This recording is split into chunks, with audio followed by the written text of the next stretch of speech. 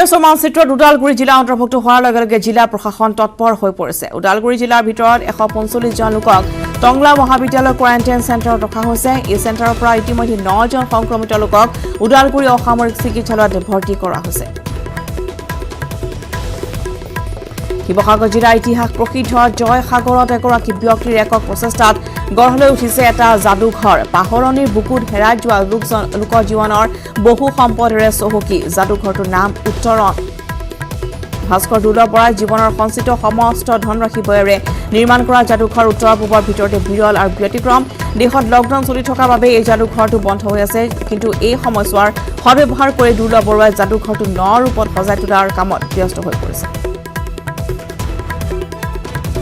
লকডাউনৰ ভিতৰতে লকডাউনৰ নিৰ্দেশনা উলংঘা কৰি IIT গুৱাহাটীত শ্ৰমিকৰ প্ৰতিবাদ। শ্ৰমিকৰ মৰ্যাদা প্ৰদানৰ দাবীৰে সমবেত হ'ল বহু শ্ৰমিক। লকডাউনৰ সময়ত নীতিৰ বহিৰ্ভূতভাৱে IIT গুৱাহাটীৰ 100 শ্ৰমিকক কামৰ পৰা উলিয়াই দিয়াক লৈ প্ৰতিবাদ মুখৰ হ'ল ভাৰতীয় মজদুৰ সংঘ। প্ৰতিবাদকাৰী অভিযোগ, এপ্ৰিল মাহৰ পৰা অসংগঠিত প্ৰতিষ্ঠানৰ শ্ৰমিকসকলৰ দৰমহা বঞ্চিত কৰি প্ৰধানমন্ত্ৰীৰ আহ্বানক অসন্মান জনাইছে IIT গুৱাহাটী।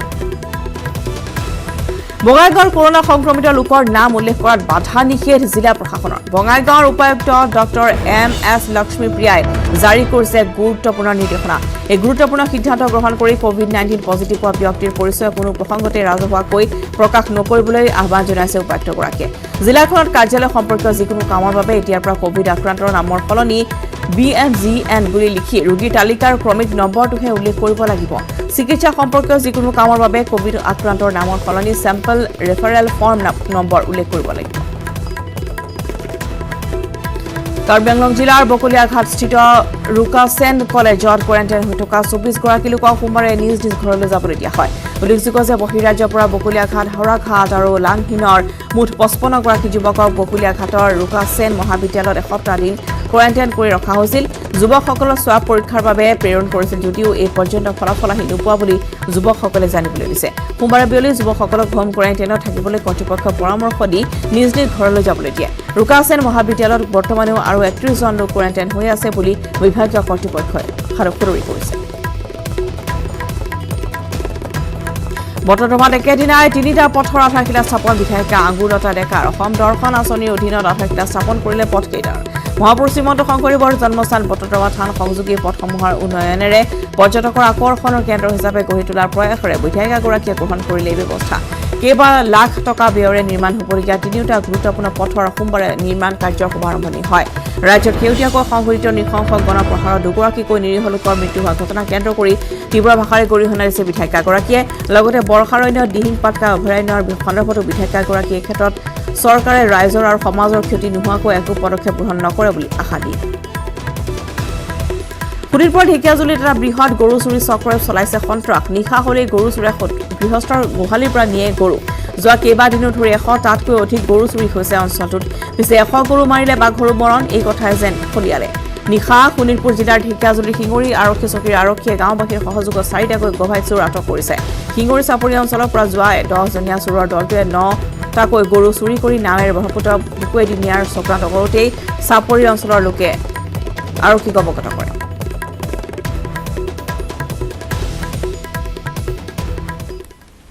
পৰৱৰ্তী খবৰ, বিশ্বজুৰি সন্ত্ৰাসৰ সৃষ্টি কৰা কৰোনা সংক্ৰমণ প্ৰতিৰোধৰ স্বাৰ্থত বিশ্বৰ অন্যান্য দেশসমূহৰ লগতে ভাৰততো ইতিমধ্যে আৰম্ভ হৈছে 5ম পৰ্যায়ৰ লকডাউন। এই লকডাউনৰ মাজতে বিভিন্নজনে নিজৰ কৰ্মদক্ষতাৰে ন উদ্ভাৱনেৰে সকলোকে চমকিত কৰি আহিছে। লকডাউনৰ মাজতে শিৱসাগৰ অৰ্জুনগুৰিৰ যুৱ উদ্ভাৱক আমিনুদ্দিন আহমেদে উদ্ভাৱন কৰিছে বিশেষ ঔষধি গুণ সম্পন্ন জৈৱিক চাহ। অসমীয়া নিৰাময় চাহ নামেৰে নামাকৰণ কৰা এই বিশেষ চাহ সেৱন কৰি 2 বছৰীয়া শিশুৰ পৰা 70 বছৰীয়া লোকেও আধা ঘণ্টা বা 1 ঘণ্টাৰ ভিতৰতে জ্বৰ, চৰ্দি, কাহ, নিমনিয়া, ফ্ৰেঞ্জাইটিছ, এজমা আদি ৰোগৰ পৰা আৰোগ্য লাভ কৰা বুলি জানিবলৈ দিছে উদ্ভাৱক আমিনুদ্দিন আহমেদে। বৈদ্যুতিক ঢেঁকী, infrared railway level crossing, warning device, হাতী খেদোৱা যন্ত্ৰ, হাই ভল্টেজ প্ৰটেকশ্যন ডিভাইচকে ধৰি 50ৰো অধিক যন্ত্ৰ উদ্ভাৱন কৰা গৰাকী আমিনুল আহমেদক 2007 বৰ্ষত ডুৱেল ছিকিউৰিটি এলাৰ্ম উদ্ভাৱন কৰাৰ বাবে ৰাষ্ট্ৰপতি প্ৰয়াত APJ আব্দুল কালামে ৰাষ্ট্ৰীয় বঁটাও প্ৰদান কৰিছিল। যুৱ উদ্ভাৱকগৰাকীয়ে প্ৰকৃতিৰ বুকুত পোৱা বিভিন্ন ঔষধি গুণ সম্পন্ন গছৰ ডাল, পাত, গুটি আৰু শিপা আদিৰ সংমিশ্ৰণ কৰি প্ৰস্তুত কৰিছে বিশেষ চাহ। নাম দিয়া হৈছে অসমীয়া নিৰাময় চাহ। আচলতে মই গোটেই ঘটনাটো কৈছোঁ ন ট্ৰেক্টৰৰ পাম্পিং পাৱাৰটো কমজোৰ কৰি দিয়ে উইল বকে টানি টানি আপোনাৰ যিমান ধন সম্পত্তি আছে চব লাইন গৈ আছে আৰু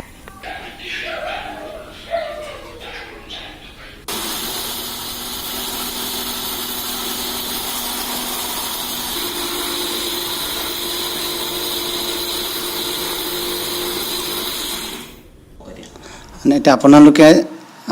যিটো চাহৰ কথা দেখিছে আপোনাৰ অসমীয়া নিৰাময় চাহ প্ৰথম কথাত মই অসমীয়া শব্দটো এইকাৰণে ইউজ কৰিছোঁ কিয়নো মই চাহটো খাই ধৰি লওক এজমা আপোনাৰ নিউমোনিয়া বা আপোনাৰ ফ্ৰেঞ্চাইটিছ সকলোৰে আধা ঘণ্টাৰ ভিতৰত আৰাম পাইছে যদি কিবা কাৰণে এইটো বৰ্তমান চলি থকা মহামাৰী কৰোণা ৰোগৰ হেৰি হয় তেন্তেহ'লে এই চাহটো হয়তো আপোনাৰ অসমৰ নামটো হেৰি হ'ব পাৰে সেইকাৰণে অসমৰ নামটোৰ লগত সংযোগ কৰিছোঁ দ্বিতীয়তে চাহটো খাই মই সাংঘাতিক কিছুমান আউটপুট পাইছোঁ ধৰি লওক এজন মানুহ পাইছোঁ পাণ বেচা তেখেতক মাজতে লগ পালোঁ তেওঁক মোৰ পৰা দৰৱ ল'লে লৈ পেলাই খাই তেখেতে ৰাতিপুৱা ফোন কৰিছে যে আপোনাৰ চাহটো খোৱাৰ পিছৰ পেলাই গোটেই ৰাতি খালি কফে ওলাই থাকিল ৰাতিপুৱা মই এতিয়া প্ৰায় ক্লিয়াৰ হৈছোঁ তাৰপিছত তাৰ আগতে তেওঁ প্ৰায় 2 মাহ ধৰি তেওঁ ভুগি আছে চিকিৎসা কৰি আছিল তেনেকুৱাতে চেকাৰ পৰা এজন হেৰিয়ে তেখেতে চাহটো খাই মই এজমা ৰোগৰ ক্ষেত্ৰত যে কাম আহিব ভবা নাছিলোঁ তেখেতে খাই আধা ঘণ্টাৰ ভিতৰত ফোন কৰিছে যে আপোনাৰ চাহটো খোৱাৰ লগে লগে মোৰ চাহ নলীটো খোল খাই যোৱা নিচিনা লাগিছে আগতে উশাহ লোৱা কষ্ট হৈছিল এইখিনিৰ পৰা মই এটা সাহস পাইছোঁ যে কৰোণা ভাইৰাছৰ ক্ষেত্ৰত মানে ফাইট কৰিবৰ কাৰণে যুদ্ধ কৰিবৰ কাৰণে মোৰ এই চাহটো এটা কামত আহিব পাৰে আৰু মই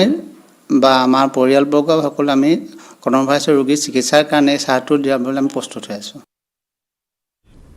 বেংগালুৰুৰ পৰা অহা ৰেল যাত্ৰীয়ে বানপীড়িত লোকক ৰেলৰ পৰা খাদ্য বিতৰণ কৰিছে বিধ্বংসী বানৰ বাবে ৰেল পথত আশ্ৰয় লোৱা লোকক চলন্ত ৰেলৰ পৰা খাদ্যৰ টোপোলা দলিয়াই দি সকাহ দিয়ে শ্ৰমিক ৰেলত অহা লোকসকলে এয়া আমি দেখুৱাইছোঁ য'ত আচলতে বেংগালুৰুৰ পৰা আহিছে বানপীড়িত ৰেল যাত্ৰী আৰু তেওঁলোকে বানপীড়িত যিসকল লোক আছে তেওঁলোকে য'ত বৰ্তমান আশ্ৰয় লৈছে তেওঁলোকে ৰেল লাইনৰ দাঁতিত আৰু সেইসকল লোকক কিন্তু এনেদৰে খাদ্য বিতৰণ কৰা পৰিলক্ষিত হৈছে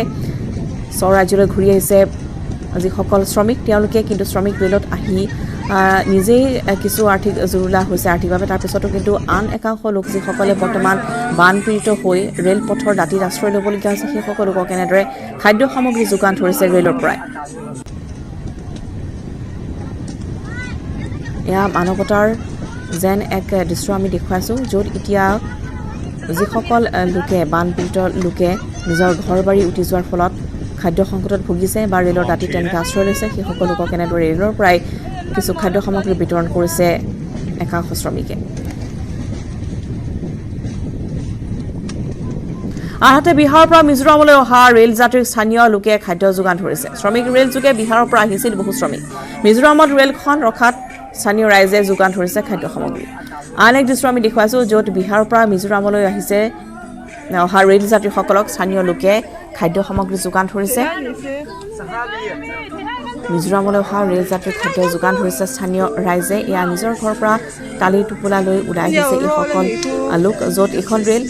শ্ৰমিকসকল আহিছে বিহাৰৰ পৰা বহু শ্ৰমিক আহিছে নিজ গৃহলৈ ঘূৰি আহিছে তাৰপিছতে মিজোৰামত ৰেলখন ৰখোৱাত স্থানীয় ৰাইজে যোগান ধৰিছে খাদ্য সামগ্ৰী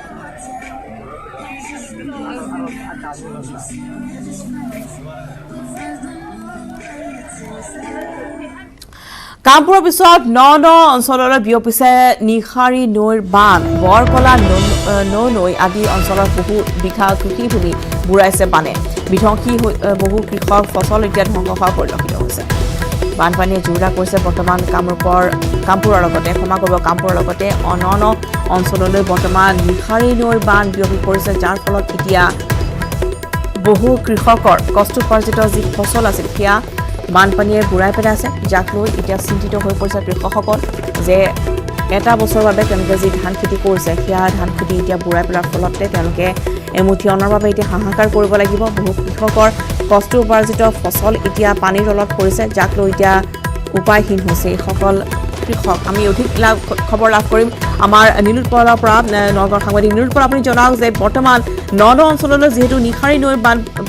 বিয়পি পৰিছে যাৰ ফলত বৰ্তমান বৰকলা নৈ আদি অঞ্চলৰ বহু বিঘা কৃষিভূমি বুৰ গৈছে বানপানীত কি অৱস্থা হৈছে বৰ্তমান কৃষকসকলৰ কেনেধৰণৰ দুৰৱস্থাৰ মোকাবিলা কৰিবলগীয়া হৈছে সকল কৃষকে